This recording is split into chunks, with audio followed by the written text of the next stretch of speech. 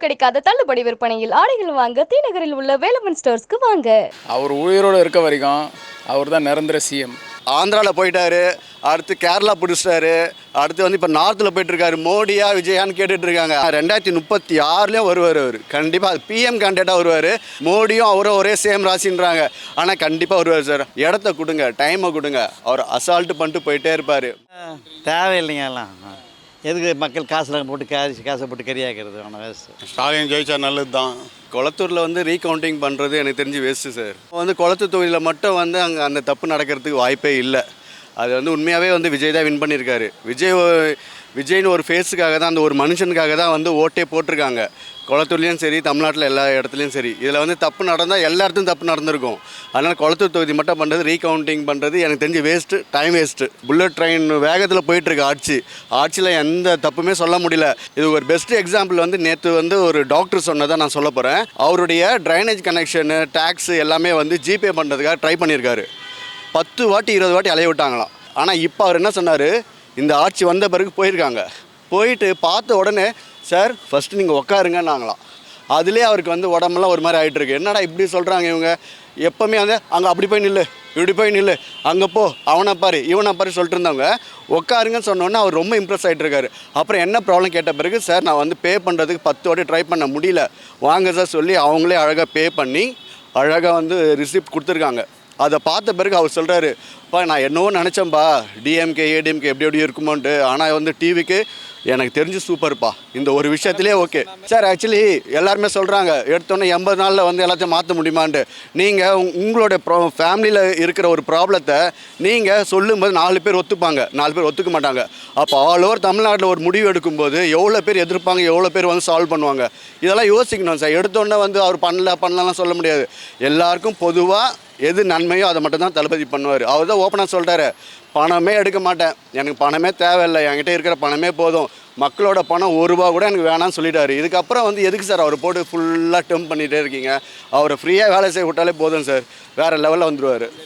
6 மாதம் மாற்றுவார்ன்றது அவர் அன்னிலேருந்தே சொல்லிட்டு தான் இருக்காங்க. என்ன சார் 60 வருஷமாக ஆண்டவங்க கொஞ்ச நாள் அமைதியாக இருந்தால் இருக்க முடியாது தான், எதோ பண்ண முடியும் பண்ணிகிட்டு இருக்காங்க. அதெல்லாம் ஒன்றுமே இல்லை சார். இதுக்கப்புறம் ரீகவுண்டிங்கில் எலெக்ஷன் வந்தாலும் 234 தளபதி வின் பண்ணுறது சத்தியம் சத்தியம் சத்தியம். இது வந்து யாராலும் மாற்ற முடியாது. ஏன்னா நார்த்தில் ஆந்திராவில் போயிட்டாரு, அடுத்து கேரளா பிடிச்சிட்டாரு, அடுத்து வந்து இப்போ நார்த்தில் போயிட்டுருக்காரு. மோடியா விஜயான்னு கேட்டுட்ருக்காங்க. அதில் பார்த்த 22% விஜய்க்கு வந்து இது வந்துட்டுருக்கு சார். 2031 இல்லை சார், 2031 சால்ட்டாக வின் பண்ணுறாரு. ஆனால் 2036 வருவார் அவர். கண்டிப்பாக அது பிஎம் கேண்டிடேட்டாக வருவார். அது வந்து எப்படின்னு தெரில, கண்டிப்பாக அவர் வருவார் சார். அவரோட ராசிக்கு எல்லோரும் சொல்கிறாங்க, மோடியும் அவரும் ஒரே சேம் ராசின்றாங்க. ஆனால் கண்டிப்பாக வருவார் சார். ஆனால் ஒரே ஒரு விஷயம் மட்டும் நான் சொல்லணும்னு ஆசைப்பட்றேன் சார். இந்த ஒரு பைக் விற்கணும்னாலும் சரி, ஒரு கார் விற்கணும் கூட நம்ம 1 மாதம் சர்ச் பண்ணுறோம். ஒரு புது வண்டி வாங்கினாலும் சரி, பழைய வண்டி விற்கணும். இவ்வளோ பெரிய ஆட்சி நடத்தும் போது அவருக்கு உண்டான இடத்த கொடுங்க, டைமை கொடுங்க. அவர் அசால்ட்டு பண்ணிட்டு போயிட்டே இருப்பார். மற்றவங்கள மாதிரிலாம் வந்து போய் சொல்லி தெரியணும்னு அவசியம் இல்லை சார். அவர் உண்மையை தான் பேசுவார், உண்மையை தான் பண்ணிகிட்ருக்காரு, இன்னும் நல்லா தான் பண்ணிகிட்ருக்காரு. அதனால் கண்டிப்பாக தளபதி தான் வின் பண்ணுவார், டிவிக்கே தான் வின் பண்ணும். இது என்னமோ தேவையில்லாத வேலை மாதிரி இருக்குது. நம்ம தளபதி ஜெயிச்சிட்டாரு, இதுக்கப்புறம் அதை வந்து திருப்பி ரீஎலெக்ஷன், ரீகவுண்டிங் இதெல்லாம் தேவையில்லாத வேலை. விஜய் நல்லா பண்ணுறாரு, எங்களுக்கெல்லாம் ரொம்ப சந்தோஷமாக இருக்குது, திருப்தியாக இருக்குது. ஜெயிக்கக்கூடாதுன்னு தான் நினைக்கிறோம். ஜெயிக்கக்கூடாது, ஜெயிக்க மாட்டாருன்ற நம்பிக்கை இருக்குது. ஜெயித்தாங்கன்னா ஏதோ அந்த இடத்துக்கு நல்லது பண்ணால் ஓகே. கண்டிப்பாக வராது. இவங்க எவ்வளோக்கு அவ்வளோ விஜயை டிஸ்டர்ப் பண்ணுறாங்களோ அவ்வளோக்கு அவ்வளோ அவர் முன்னேற தான் செய்வார், அவ்வளோக்கு அவ்வளோ அவர் மேலே தான் வருவார். ஏன்னா for every action there is an opposite and equal reaction. அதனால் வந்து அவரை வந்து மட்டப்படுத்தணும், அவர் பேரை கெடுக்கணும், ஏதாவது ட்ரை பண்ணினே இருக்கிறாங்க. ஏன் அப்படி விடலாம் இல்லையா? ஒருத்தர் நல்லது பண்ணணுன்னு வந்ததுக்கப்புறமா அவரை வந்து சும்மா போட்டு டார்ச்சர் பண்ணின்னு மன செலவில் பிரச்சனை பண்ணின்லாம் இருக்கிறத விட ஃப்ரீயாக விட்டால் அவர் நல்லாவே பண்ணுவார். மக்களுக்கு நல்லது தான் பண்ணின்னு இருக்கார். நான் வந்து டீச்சரு, எஜுகேஷன் லெவலில் நல்லா தான் பண்ணுறாங்க. அதே மாதிரி நிறைய மக்கள்லாம் வந்து சொல்கிறாங்க, இப்போ ஊழல் இல்லை, எல்லா ஒர்க்கும் எங்களுக்கு ஃபாஸ்ட்டாக நடக்குது அப்படின்னு சொல்லிட்டு பண்ணுறாங்க. ஸோ சந்தோஷமாக தான் இருக்குது. பிள்ளைங்களுக்கும் நல்லா இப்போ செப்டம்பர்லேருந்து இதை நாங்கள் ரொம்ப நாளாகவே நினச்சோம். ஏன்னா லோயர் கிளாஸ்க்கு மட்டும் காலையில் பிரேக்ஃபாஸ்ட் கொடுக்குறாங்க. ஆக்சுவலாக 6, 7, 8 அதுக்கு மேலே +1 +2 பிள்ளைங்களுக்கும் நாங்கள் காலையில் 8 மணிக்கு ஸ்பெஷல் கிளாஸ் வைக்கிறோம். அதுங்களுக்கு வந்து பிரேக்ஃபாஸ்ட்டே இல்லாமல் இருந்துச்சு. இப்போ இவர் கொண்டு வந்து அந்த செப்டம்பர்லேருந்து வரும்னு சொல்லியிருக்காங்க. அது உண்மையிலே அது வரவேற்கத்தக்கது.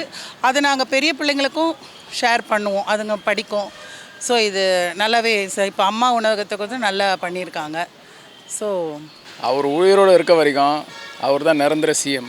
ரீகவுண்ட் வச்சாலும் அவர் தான் வரப்போகிறாரு, மறுபடியும் ரீஎலெக்ஷன் வச்சாலும் அவர் தான் வரப்போகிறாரு. அதில் எந்த மாற்றமும் இல்லை. மாற்றம்லாம் வராது. தமிழ்நாடு இன்னும் பின்னாடி போயிடும். இத்தனை வருஷம் இருந்தாங்களே, 70 வருஷமாக என்ன நடந்தது?